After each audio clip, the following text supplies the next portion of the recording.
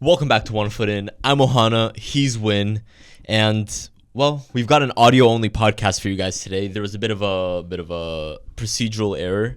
Not a hurricane or anything. Not a hurricane, just a memory loss, I suppose. Look, it is my fault. It's my fault, and I'm sorry, and it won't happen again. So please don't be mean, and if you are being mean, I get it.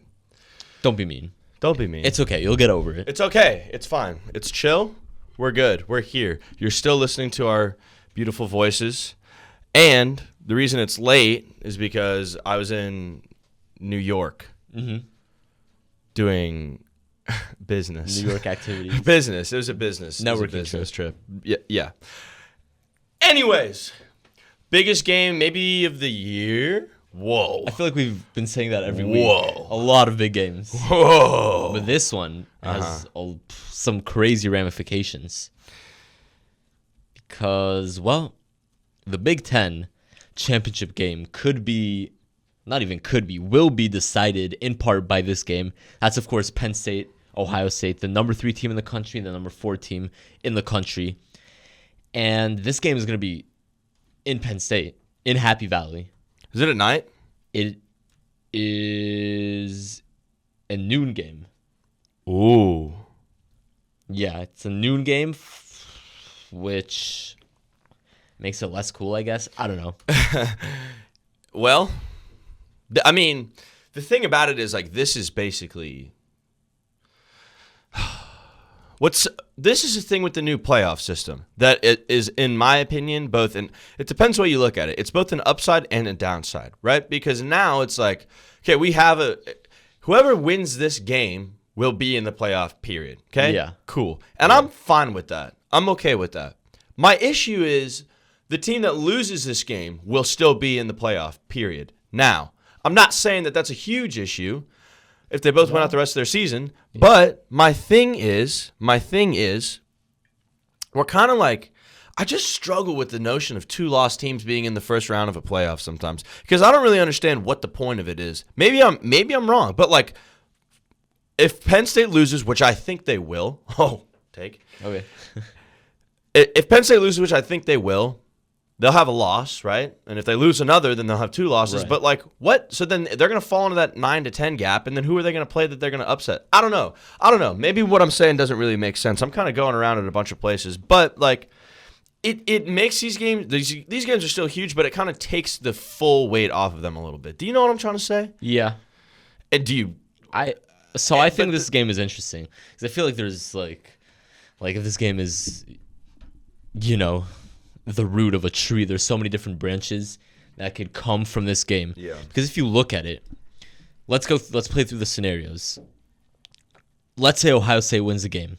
And Ohio State now would be 7-1. Penn State would be 7-1. Let's say Indiana and Oregon both win. So 9-0, 9-0. So Indiana, Oregon still at the top, 9-win teams. And then Penn State, Ohio State are both 7-1. Ohio State has a tiebreaker over Penn State. Now, so the path is already pretty clear for Oregon to make the Big Ten championship. They're kind of not relevant. They don't have an excuse to miss it. Yeah, they're not really relevant in the discussion with the other 3 teams, Indiana, Penn State, Ohio State, in terms of this puzzle. So they should be fine. Ohio State obviously plays Indiana later in the season. Penn State, after this game, they have Washington, Purdue, Minnesota, Maryland. So in theory, they should win out. So if they lose this game, in theory, they should be a one-loss team at the end of the season that could make the playoffs. And, well, if Ohio State loses to Indiana, then obviously Indiana will be the Big Ten championship team. If Ohio State beats Indiana, and then Indiana's a one-loss team, Ohio State's a one-loss team, and then Penn State's a one-loss team, then obviously Ohio State would make it because they'd have the tiebreaker over Indiana and Penn State. So this could pretty much go everywhere. If Penn State wins, then Indiana kind of loses control of their destiny because then it's just in the hands of Ohio State. Indiana would have to beat Ohio State to make the Big Ten championship game if Penn State wins this game, because they're probably not going to lose any games. And then you know Indiana's got that one. So I don't know. This is gonna go any one of a million ways, but I think the game itself will be interesting because I think in years past this is like, yeah, Ohio State's gonna win this game. It's Ohio State and they're Penn State, and that's gonna be it. Ohio State has not looked great recently. I mean, they lost to Oregon, and then they were just not good against Nebraska, and they showed real weaknesses. And it's like, oh, yeah, Nebraska folded that game. Oregon's a better team than Ohio State. Yeah, you think? Yeah. So this game is interesting. I say that every week. The thing that, and you were just talking about it, and I might even do it. I probably will do it. The notion of like Penn State, Ohio State's going to beat Penn State. This is the thing. I think that this game is probably the more even it's been in a long time. I think roster-wise and team-wise and performance-wise, I would say that this is the most even that this game has felt. But I still don't have confidence in Penn State. Why? Look, one, they're not even playing. Is Aller going to be back this week? He's a game-time decision. Game-time decision on your quarterback. Okay, I never liked that. Because not great. Because this is the thing. When you have the backup that's saying, I'm 100% starting, then you could practice like that. But if you have two guys trying to mold ways in, like, I'm not a huge fan of the game time decision thing. But even if, I think Will Howard is a better quarterback than him, and I know that Will Howard and him aren't on the field at the same time. But I just still think that Ohio State is well-rounded. I think they're really well-rounded. And I know that Penn State's defense has looked better this season, but I still think that, like, Ohio State's receivers are going to give them problems. So I still am in the camp of Ohio State's going to win purely because Penn State hasn't proven to me that I shouldn't think that. They haven't. And you might say, well, a trend in the past couple of years that may not relate now. I've never been – James Franklin is the king of 9 and 10 wins, okay? Yeah. He's not going to win 6. He's not going to win 12. You know why he doesn't win 12? Because he usually loses games like this, usually. So that's kind of my piece on this. And I'm not saying that I have full confidence in Ohio State, that I think that they're the best team, that I think they're going to win the national championship. I don't. But, like, they played well against Oregon. They shot themselves in the foot. Like, I still think that Ohio State gets this one done. And if I'm wrong, I'm not even mad. That's the thing. I'm not even mad if I'm wrong, because Penn State needs to find a time to deliver. They need to finally have a year where they say, you know what, I'm just going to go do it. I'm going to do it. Like, I'm going to just do it. Okay, then do it. And now they got the extended playoff, which I think, great. That helps a team like Penn State, who always finishes between 9 and, 12, maybe a little outside of that, maybe 6. But still, you can't lose these games. And they like doing it. They usually like doing it. They do like doing it. You mentioned Penn State's defense, which has played really well this year.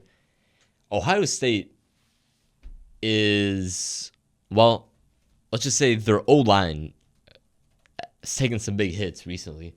They lost Josh Simmons for the year against Oregon, their starting left tackle. And then against Nebraska, his replacement also went down with an injury. So that's tough. That against a Penn State defense that allows 93 yards on the ground per game, which is third in the Big Ten. They have 46 tackles for loss. I mean, you never want to go into these games with guys missing that matter, especially on the O-line. Yeah. Especially better players on the O-line. Like Josh Simmons is he's an NFL guy. Like, second round, late first round guy. So that's a huge loss. And I think we saw it come into effect against Nebraska. Like, we saw that loss matter and impact them. So I think this will be interesting.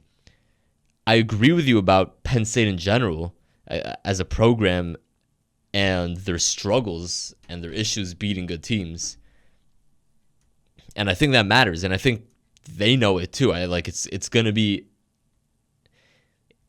to be in their mind, in their heads at this point. Definitely in James Franklin's head. Like, wow, I've got to win a big game. Yeah. So something's got to give in this one. Like, one of the two teams will establish themselves or separate from what we think of them right now. Either maybe Penn State breaks through, and then we no longer think of them the way you just talked about them. Yeah. Maybe Ohio State wins big, and it's like, okay. I mean, what do we talk about? Prove it games. We talked about that earlier in the season. And, like, this is the thing. I think a lot of people got really high on Penn State when they beat USC. And I was too. But USC, I mean, I think Miller Moss threw a couple picks in that game. But regardless of that, like, USC has fallen than what we all thought. Yeah. I initially had USC in my playoff, and I don't believe I had Penn State in there. No, I didn't. You had Penn State in yours. I didn't have them in mine. They'll make the playoff, okay? And again, I'm fine with that. But they're a one-loss team. They're a one-loss team. And the one loss is Ohio State. They'll make it. Just looking at kind of like, Penn State, they got to make sure they score, right? They got to make sure they score. They've done a decent job at that this season. I'm not saying that they're the greatest offense in the world. They got to make sure they score. Yeah. And like you said, if they can actually hit the Ohio State weak spots that we saw against Nebraska and against Oregon, then they can win. Yeah. I just don't have enough confidence in them. I just don't. I feel like, there just hasn't been enough proven for me yet. I'm not saying that I'm super high on Ohio State, but I think they're going to have a bounce back week from Nebraska too. And I think those are legit. I think they kind of saw those mistakes come up against Nebraska again and were like, dude, we got to lock in. I think they're going to do it. Give me Ohio State. And dude, the spread is 3.5 favoring Ohio State, which is very interesting to me. I mean, yeah, that is. Ohio State is away. They're away favorites. So yeah, I think that line is kind of reflective of both the talent that Ohio State has, which they obviously have a ton of talent, but also what Penn State's been historically. I agree with you. Outcome-wise, I'm going to take Ohio State to win.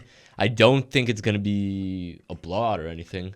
I think it's going to be a good game. I think it's going to be a close game. I think Ohio State will pull it out in the end. It might even be a 10-point, or a 2-score victory. That feels closer. Yeah, that. I could definitely see that. I think ultimately Ohio State will be in control for most of the game, and they'll pull it out, and then that sets up, another match of the year with Indiana. I love Indiana. Well, should be a match of the year. Shout out Indiana. All right, let's get into the rundown now. I think we've said all we need to say about that. I know that Tuesday morning's debrief on that game will be interesting, and I know I'll be fired up one way or the other. Yeah. Because like I said, if Penn State wins, I'm not angry, but I'll say what I said again. I'll apologize. If you win, I'll apologize. Okay? We'll see. All right. Definitely make it interesting.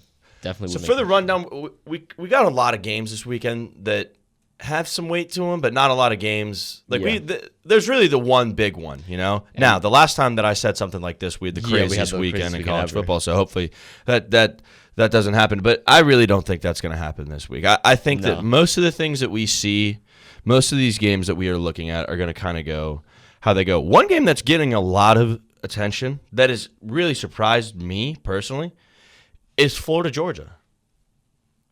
That game, for some reason, the last couple weeks, went from being like, easy blowout on Georgia's schedule, to now you've got SEC Nation there over Texas A&M and South Carolina, which in my opinion is a way closer game and probably will be a way closer game.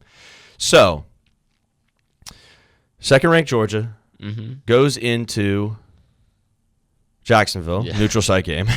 By the way, see, they're going to Atlanta and Tampa in the next 2 years. That's pretty wild. That is wild. Georgia plays Florida and Jacksonville, and it is a 17-point spread, which is funny because it's like a game that's a 17-point spread. Not you would think that no one's talking about it, but Florida's been on the up. Yeah.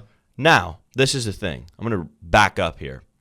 Saying that Florida's been on the up is kind of tough because all they've really done that people have been talking about is blow out a bad Kentucky team, lose a game against Tennessee that they should have won. Should have won that game. They should have won that game, so that's on them.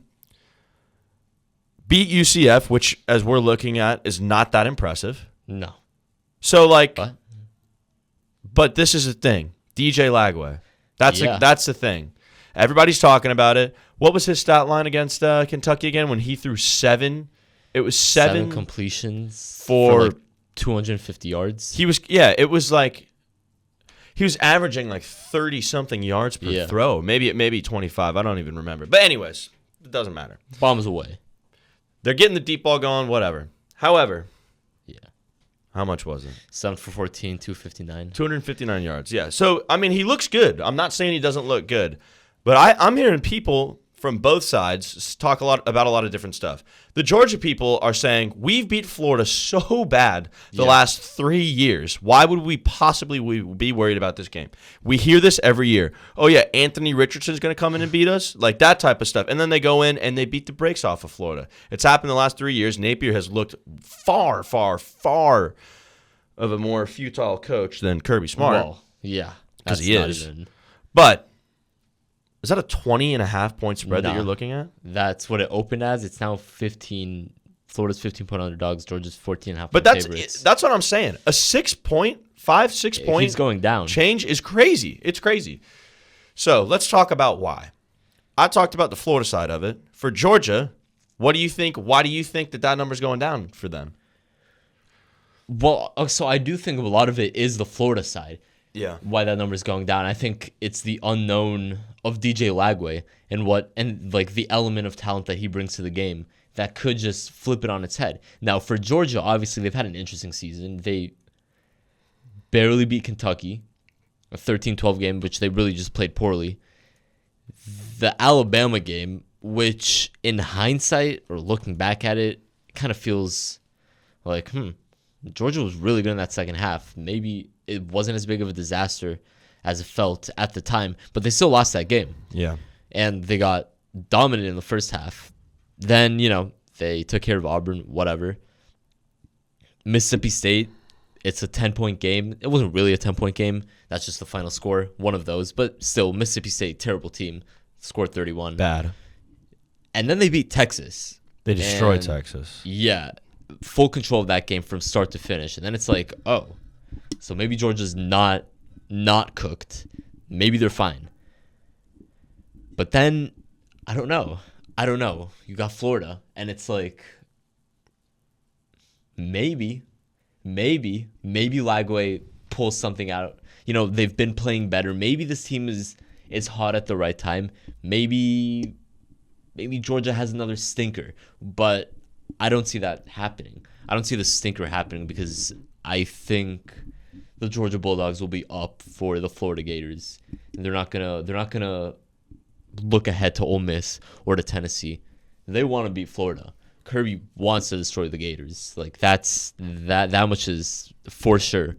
So they're not gonna be unprepared or sleepwalk through the week or through the past 2 weeks because they had a bye. And yeah, I don't think it's going to be a repeat of the Kentucky game where they just look terrible from start to finish and squeak one out because Mark Stoops, is a shameless coward. But I do think this game is interesting, though, because, again, there is that unknown element. Also, the fact that they've just been playing better, Florida, that is. And their defense has been better. Like, this defense was a disaster at the start of the season. Yeah, I don't know how they changed it. But here's the thing: I'm not saying that. Like, I'm still not sold on the Florida Kool-Aid that everyone's drinking. Yeah, I mean, the Tennessee game was probably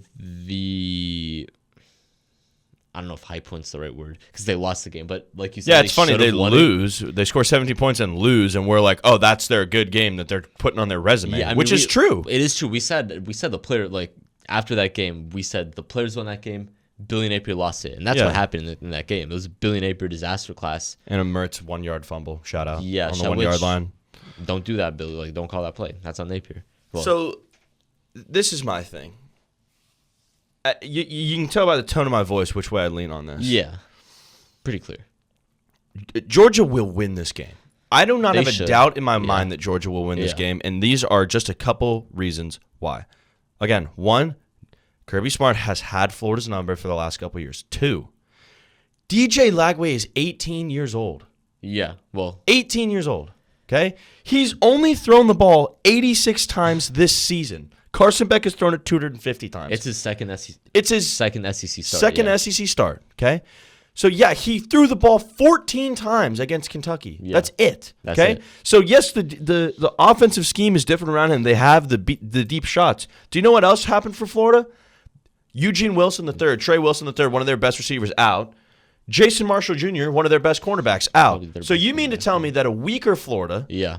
Okay, and Montrell Johnson has still been banged up. Yeah. I don't even know. They're injured. Montrell Johnson's not even going. Linebackers out. Damian George, guard out. So RJ Moten and Damian George are questionable, but that doesn't matter. What my thing is this: Georgia is a better football team than Florida. Period. Yeah, Nobody should ever disagree with me that at all. Okay. Does, yeah. So a better football team plays at a neutral site to a team that is weaker in certain elements. Then who's going to win? I say Georgia's going to win. Georgia is at the point now where they're not going to let themselves lose. They're just not. They're trying to. They have the goal. It is the national championship, and a team like Florida, I think they're just going to walk right over. Like a 14.5 point spread. I'm taking Georgia on that for sure. That's me. That's me. Yeah, I mean, I think Georgia wins the game, but I don't think. I mean, they killed Florida last year. I don't think they kill. I don't think it's as bad as it's been in recent years. I think the first quarter or two will be closer, and then Georgia will just kind of piece them up in the third and fourth. Yeah, they'll just they'll just out talent Florida at the end of the day. Florida just can't turn the ball over. Once. They can't do it once. Because if they do it once, twice, it's over. They'd have to play a perfect game. Yeah. Which I don't think that's the thing. I don't think it's going to happen. They would have to. Florida would have to play their best game, and Georgia would have to play a bad game, which I just don't see happening. Especially like you mentioned, Lagway is 18 years old. There's going to be a mistake. An 18-year-old second SEC start. There's going to be a mistake. Even if he plays well overall, which I expect him to. I don't think he's going to be bad. I think he's a very good quarterback.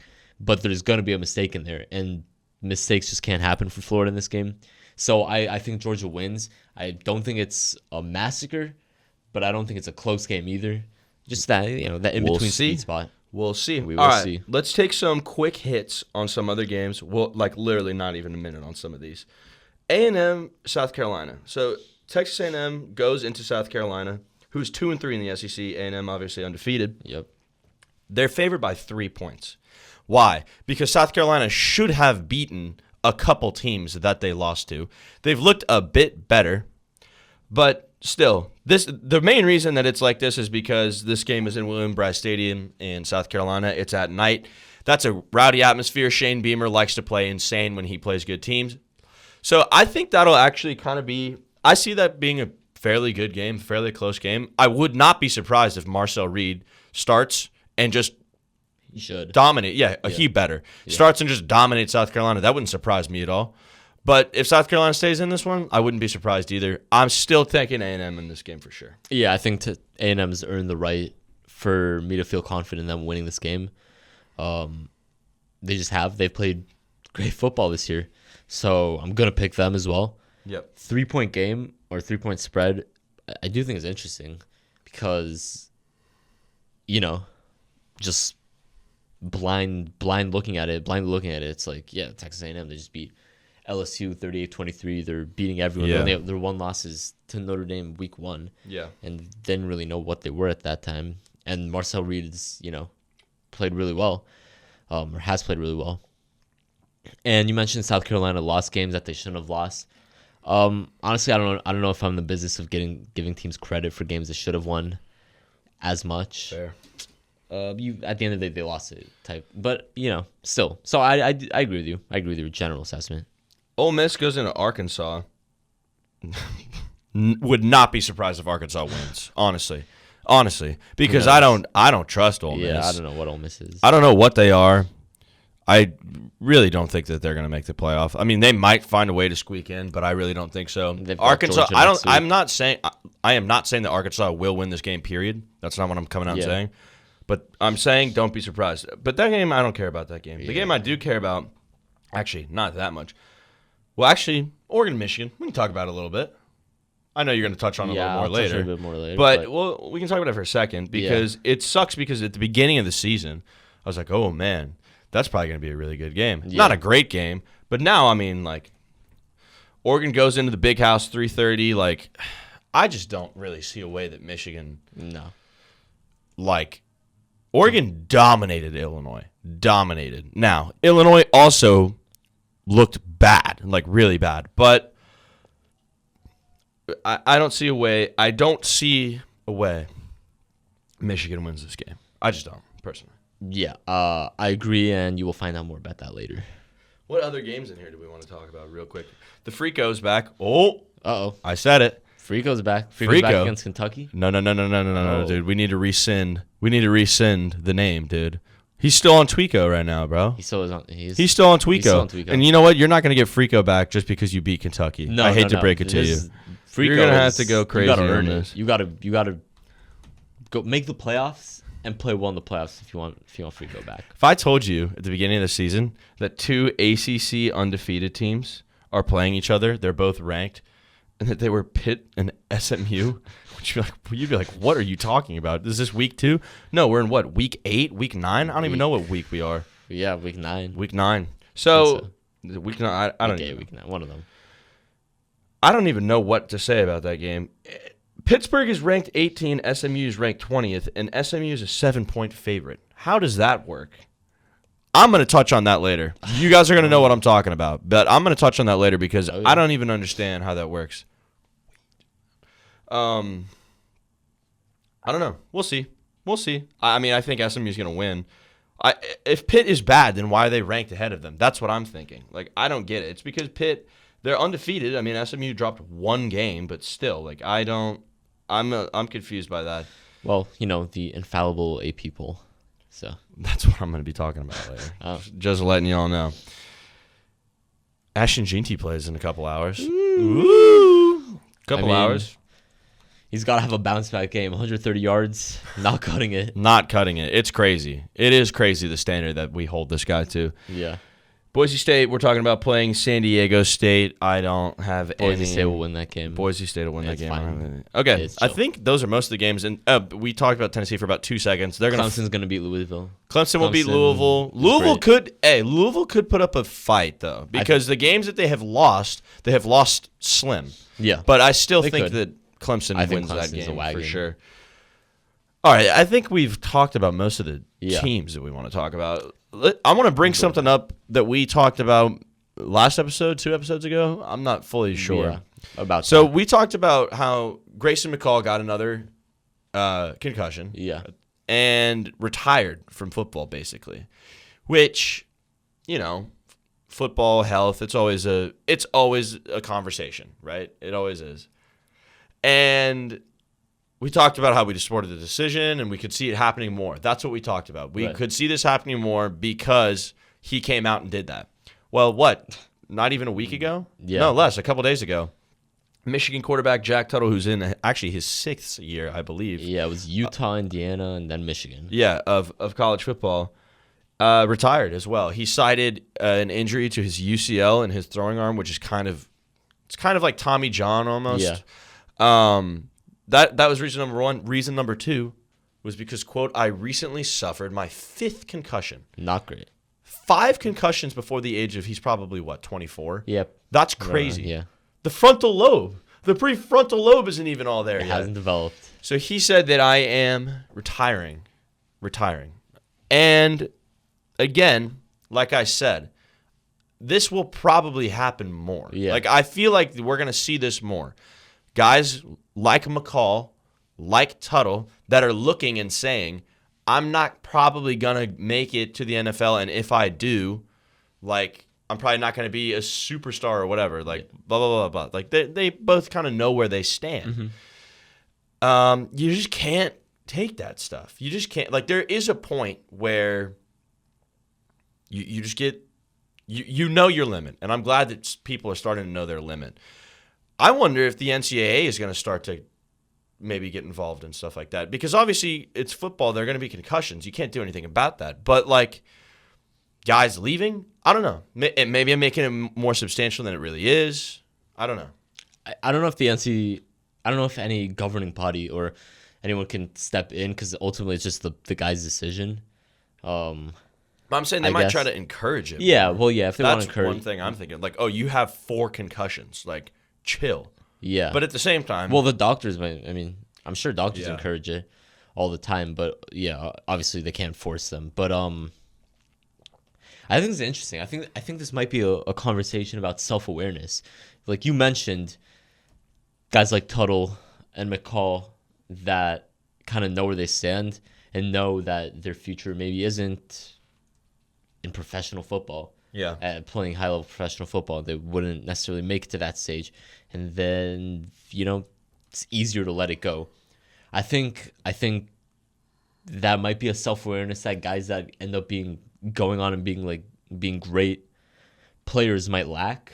Yeah. Because you probably just can't have that self-awareness. You probably just can't have that self-awareness if you want to be great. You have to be delusional and believe that you will be the best ever. Like, that's just you got to have that faith in yourself, that belief in yourself if you're going to succeed. And so maybe it's a bit harder for those guys to let go. Look at you being inspirational, dude. You feel me? Yeah. Well, inspiration segment. But no, I mean, obviously Jack Tuttle, his decision, and because it's his decision, it's a good decision. Yeah. And as long as, he's at peace with it, clearly it seems to be. I think I'm making a bigger deal of it is because the more I think about it, this kind of stuff goes on or has gone on forever.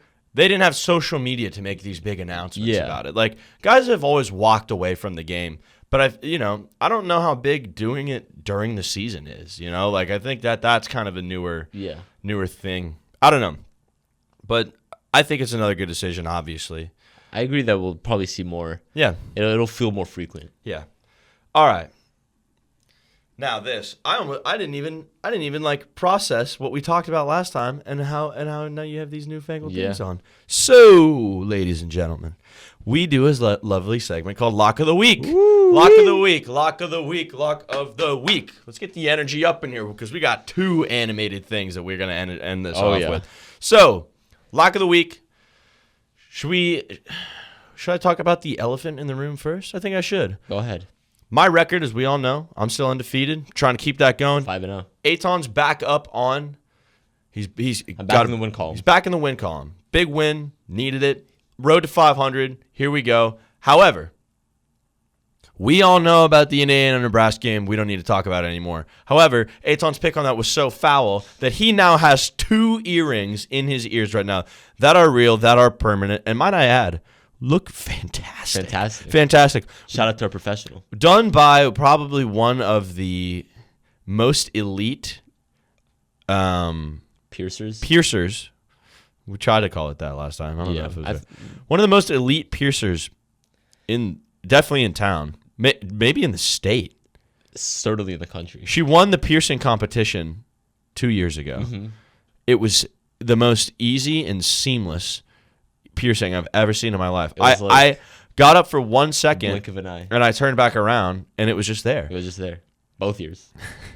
I'm being so serious. So, if you would like to see footage of that, go find our Instagram and TikTok. Yep. And there is a nice little minute and a half video shot by yours truly. Yep. That details it.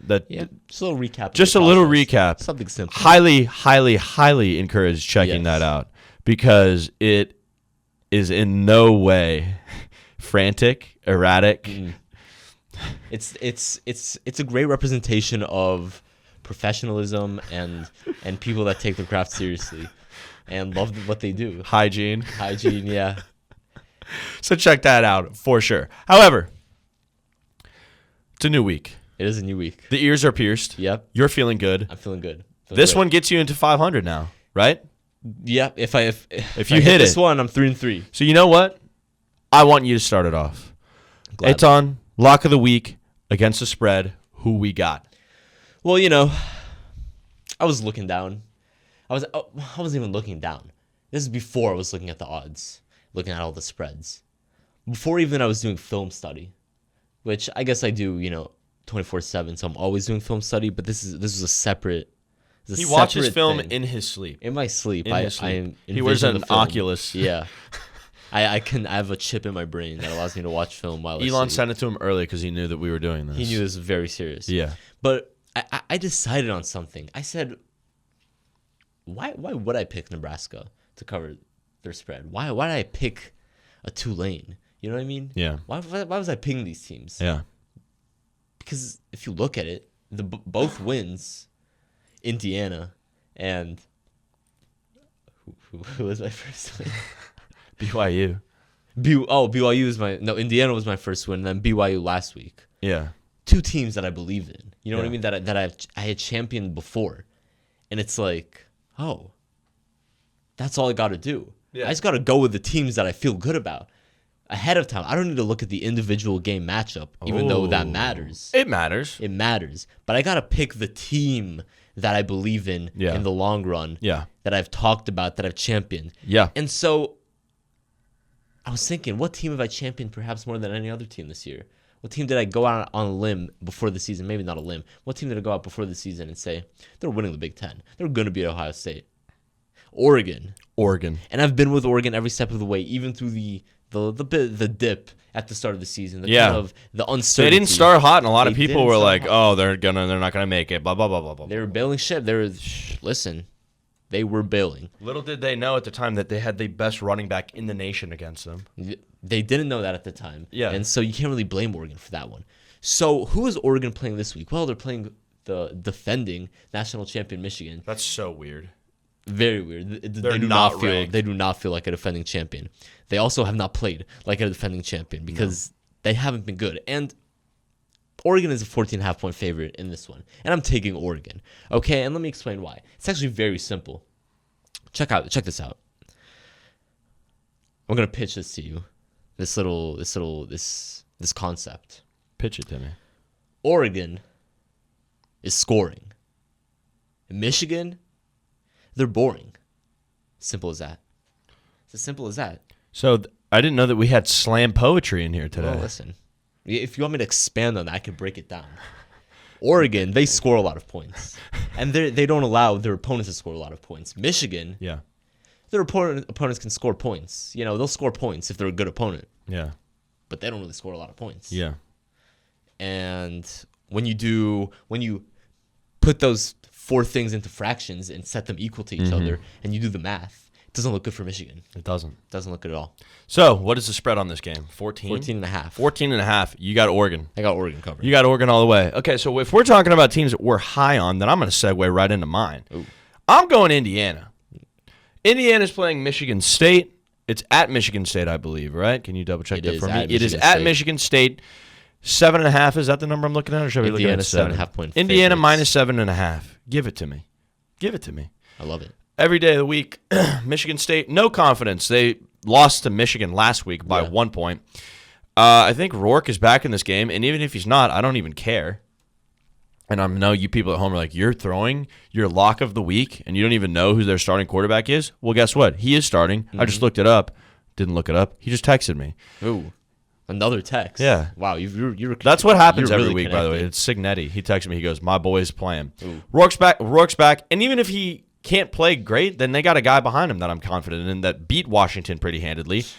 Michigan State, why would I have confidence in them? Are they better than they were last year? Yes. Yeah. Are they better than Indiana? Nope. No. Will they stay within a touchdown of Indiana? No. I really don't see that happening. I'm high on Indiana. I'm high on Signetti. And I really hope Indiana makes the playoff. If they don't, I'm not going to be happy with that. And speaking of that, they know they need to win these games. They know they need to prove something. Signetti is not a coach that loses. Clearly. Google him. Google him. Give me Indiana. I love that pick. I'm trying to keep that big 0 in the correct column. I mean, you will. Listen. Oh, Indiana's got you this doubling one. down on me. I mean, Signetti. Love it. We talked about the Sig 10. Come on, baby. It's all him. The Sig 10. All right, last piece right here because we are at the almost 40-minute mark. Ooh. Last piece. It is Friday. We love to do our complaint courtroom. So, who should go first? Minute on the clock. Each of us get 1 minute. Who do we want to go first? Should I just keep it rolling? You can keep it rolling. I'll keep it rolling. Let me know when I'm on the clock. On the clock right now. Okay. The AP poll. That's my complaint. Everybody that works for the AP and does like rankings of any sort, I don't understand some of the things that you are looking at. I don't understand the way that it's graded. Like, I really don't. How is Missouri ranked? I complained about this already. How is Missouri ranked? How is Illinois ranked? Like, Illinois probably shouldn't be ranked. They're not. They're ranked 24, and they're underdogs to Minnesota, who are unranked. Okay, so then look, I know that the AP poll also isn't purely like, oh, this team's better than that. Like, I get that. It's based off of, like, the reactions, whatever, to it, blah, blah, blah, blah, blah. But I look at some of these things, and I'm like, what is going on right now? It took them so long to put BYU up there. But, dude, why is Notre Dame ahead of Texas A&M? Okay, because they beat Texas A&M in week 1. I bet any dollar that Texas A&M would destroy Notre Dame right now. And, again, it's not that I think that they're wrong all the time. It's just that I don't understand their decision-making. I don't think they do either, and that's my time. And that's your time. Yeah. I mean, these polls are never. There's always controversy. There have been some that have been atrocious. Well, listen, the AP polls always stir up controversy, and obviously the official polls. Now, we'll see how controversial they are now that it's a 12-team playoff at the end of the season. But obviously, we all remember what happened last year with FSU and all that. And I mean, it's an inexact science to say the least. It is. And again, I'm not saying that I think that every team needs to be perfectly ordered. I'm more of the fact saying that, like, just explain your rationale. Yeah. How is Missouri ranked? Like, they are, in my opinion, trash. Awful. And I hope Oklahoma beats them. I wish we had our camera on because I'm wearing my amazing Oklahoma shirt that I bought in Norman. Okay. Shout out. All right. Let me throw a clock on you. I'm ready. I'm excited for this one. Here we go. Passionate. Restart. 3, 2, 1. Hoofa. Okay, I'm complaining about Twitter nerds. The Twitter nerds, the football Twitter nerds. This is NFL, this is college football. This is the Twitter nerds and this is I felt this way for a long time about the nerds. But what really set me off is a tweet I saw recently. And this is my least favorite take in sports, in life, in everything. The worst take in existence in the world today. Momentum isn't real in sports. Momentum doesn't exist. It's every play is an individual event. That's ridiculous. Stop watching sports. Stop watching sports. You don't care about sports. You just want to get your little points off on a spreadsheet. You want to make your point. You want to flex your little Excel to all your Twitter friends and like, oh, look at this quarterback's completion percentage over expected and his average net yards per attempt. Give me a break. Just watch football, please, and don't ever tell me that momentum is real because we see it all the time. I, as a middle school basketball player, as a middle school football player, could have told you that momentum is real. In PE, I could have told you momentum is real. Stop watching sports if you're a Twitter nerd. Stop it. Bro, it's like they've never seen Tom Brady make a fourth down. Or like a fourth quarter comeback is what I meant to say. Yeah. Like the runs that we've seen, bro, like we're human beings. We're not robots. Exactly. Everybody knows. Yeah. Some of the things they're saying on Twitter are crazy. I mean, everybody knows Twitter's crazy. But I'm fully with you on that one. And it's the attitude they have too, the holier than thou. You can't disagree with me. I have to be right because I've got the numbers. I've got the spreadsheets. It's like I watch the games, I have eyes. Well, I like to look. Yeah, watching the games is important too. But like looking at certain stats are definitely good. But I'm saying for a game, like I think over, like you're saying, like a span of things, like people go in slumps. Like we're humans, I think analytics definitely have their place. Yeah. But know the extent of them. I heard a line one time, and I think I strongly agree with it. I think it's a great line. There's a place for analytics. There definitely is. But sometimes you just got to look at the man-analytics or the woman-analytics. Woman-analytics. You are rapping in here today. Listen, that's not my line. I can't take credit for that. We should put an OFI rap song out. We should. Maybe our intro song plays for every episode. That would be lit. It could be our We Bring the Boom. Oh, my God. Shout out the Rizzler. Shout out Rizzler. Can we each give 2 shout-outs to people? Yeah. Okay, mine is shout out to Rizzler. Yeah. That's one. That little gumdrop. My second one.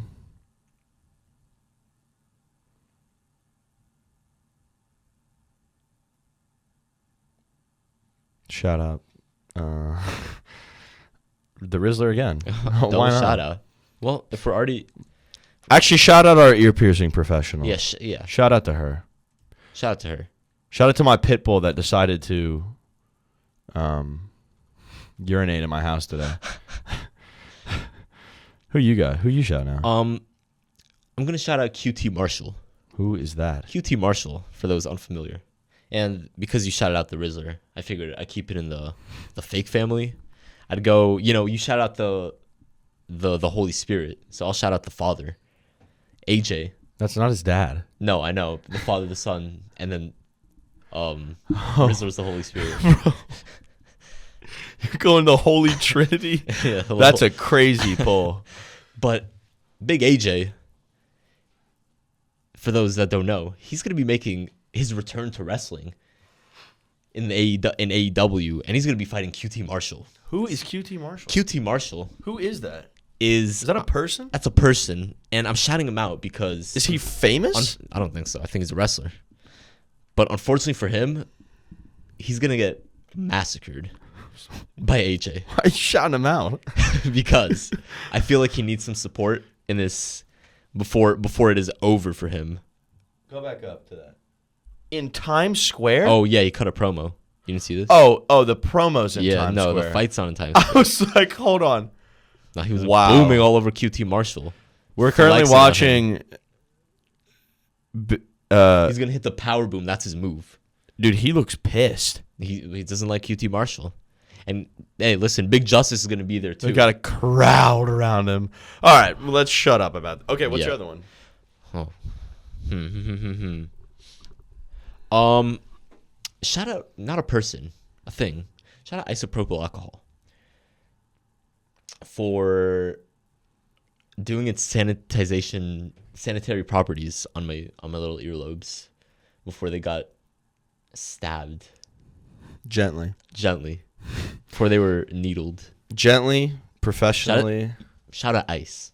Shout out to Ice. Ice, baby. We're gonna get flagged for that. Yeah. All right, that's all we got. Thank you so much for listening.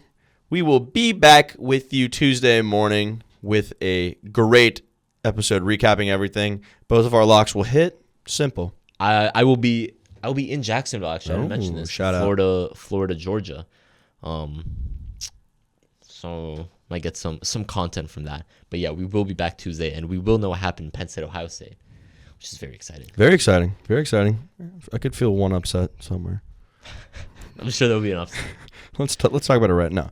All right. Thank you so much for listening. Let's get back into what am I saying, dude. Anyway, see you.